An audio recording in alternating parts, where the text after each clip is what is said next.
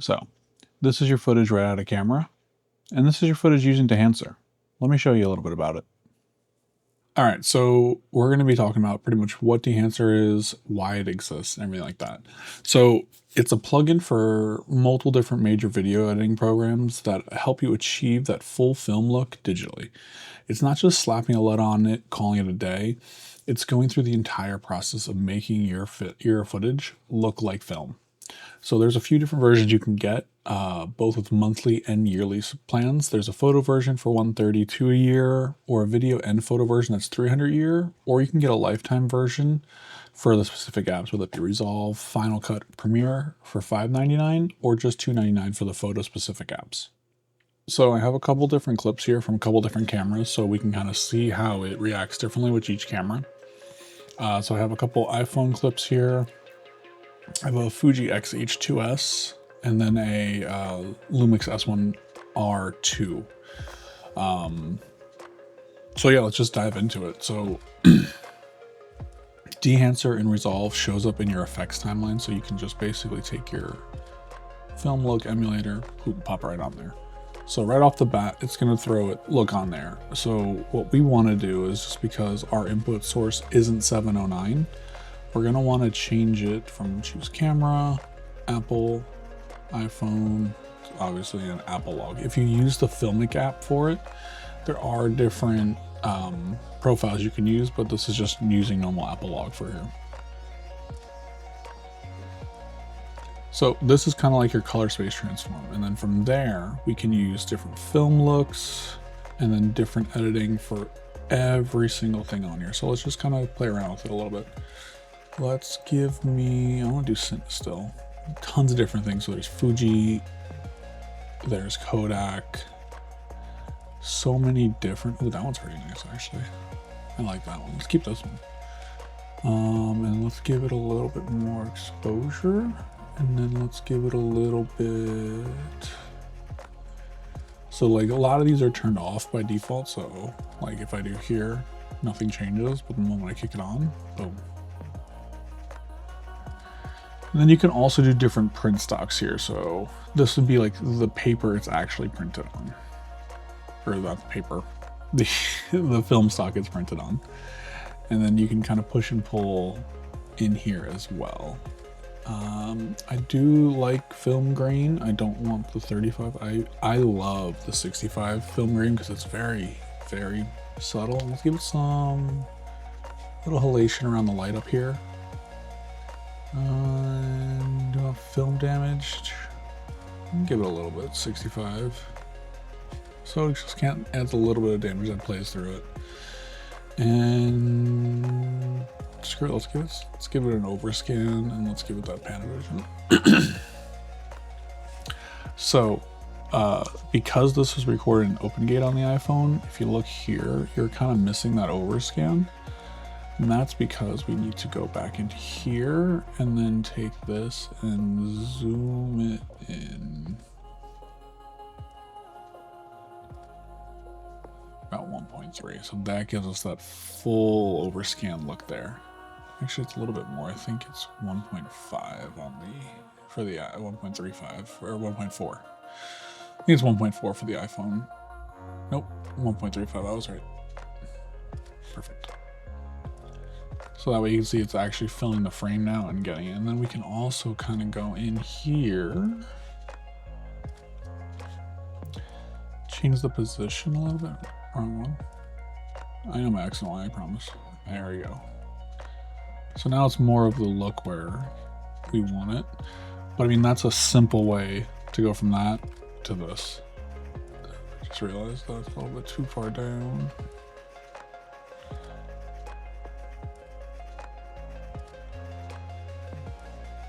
There we go. So like that's a very simple way to use this and use this tool. It gives you a little bit of everything. You have tons of different film stocks to use. You have different print emulation. You have halation. You have bloom. You can change the grain, the way it interacts. You can add vignettes. There's so much you can do with this tool. And it's just an amazing tool to get you a look like, I mean, that was such a quick way to go from ungraded to graded even with a style on it. And you play it through and it's got even this all moves, the film grain moves through it. It's a great look. And realistically, you could just take this, copy it, post it. Done. One more. And then you can kind of go in and then fine tune it. So like this one, I want to say it's a little bit too blue for me. So let's give it some warmth and a little bit more on the exposure.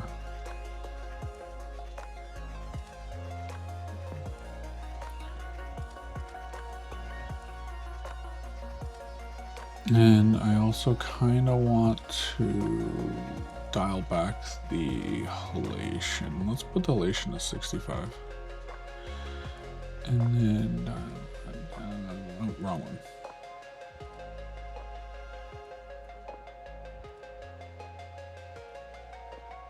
So let's just give it a little subtle so that way we can kind of see how that turns on and off there. And then we can do a little bit of bloom too on this one. And then we'll just dial it back a bit. So it's like you have the option to just throw whatever you want right out there without any changes to it, which is amazing. But then you can really fine tune a lot of the different details, which it's such a powerful tool. And what I'm going to do actually is take this one now that I've re-edited, since these two were shot in the same thing, and then we'll just dial back that exposure, and we'll dial down our highlights. Where's our whites? There they are. So it's a lot more. But again, like from this to this. And these were clips shot on an iPhone. But let's see how it works with Fuji. So we got Fuji here. So let's give it Dehancer again. Source, choose camera. And am I missing? There it is. And this was shot with an XH2S and F-Log2. So like, again, already. This is a terrible clip, but I mean, let's give a, no, you know what, let's do, might be too bright for it. Let's do a black and white one. Where's Ilford?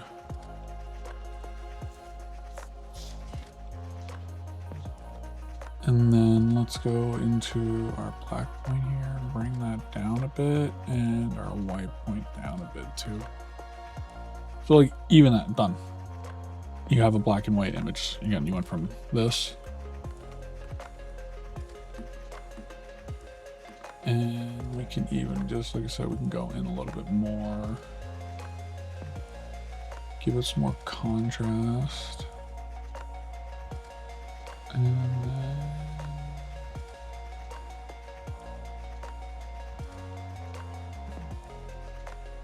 can I bring down the white point a little bit up top there?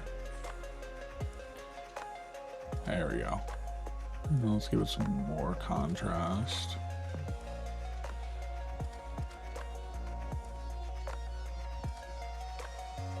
It's a freaking nice look. And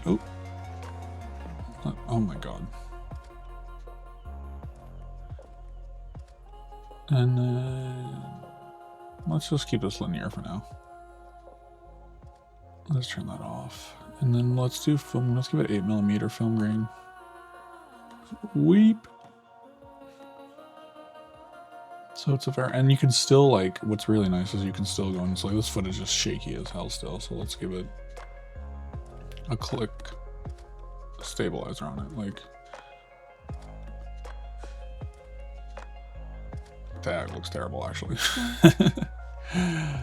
Let's just remove that. It's just for this.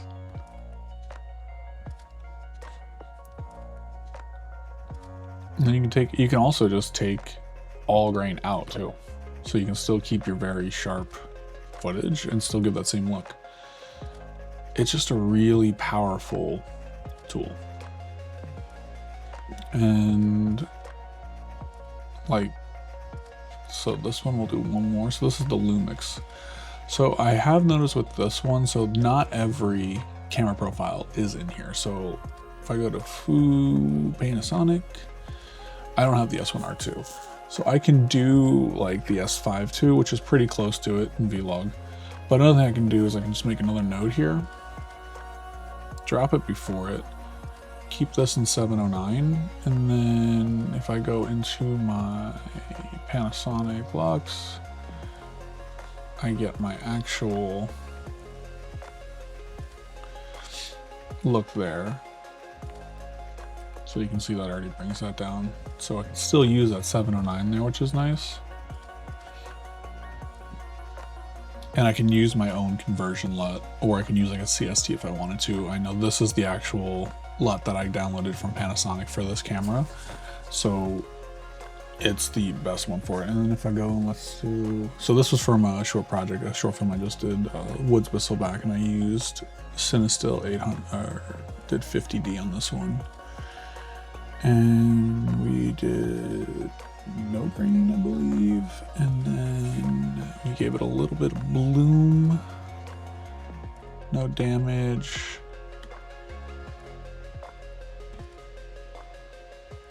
and then so, and I know, I mean, again, this is a pretty dope look right out of camera for it. We can go and bring this down, but if you wanted to as well, like especially coupled with Resolve, we can go in here, add, oh, wrong one. We can add one of these right before it, and then still go in here, and then you can affect all of your footage right before it, and still get a nice image out of it before you even go in here and play around with that. So you can use this just as looks if you wanted to, or you can do all your editing within Dehancer itself. It's incredible. So, I mean, that's pretty much talking about Dehancer itself. There's definitely some things to be on for, like when I know if I put in all of these and I do playback, I will get stutters on here. I believe a big one is when you add the bloom or the film grain and the halation, that's a pretty heavy chunk. But they do have another tool on here, which is let me see if I can find it. I don't know if I have it installed anymore.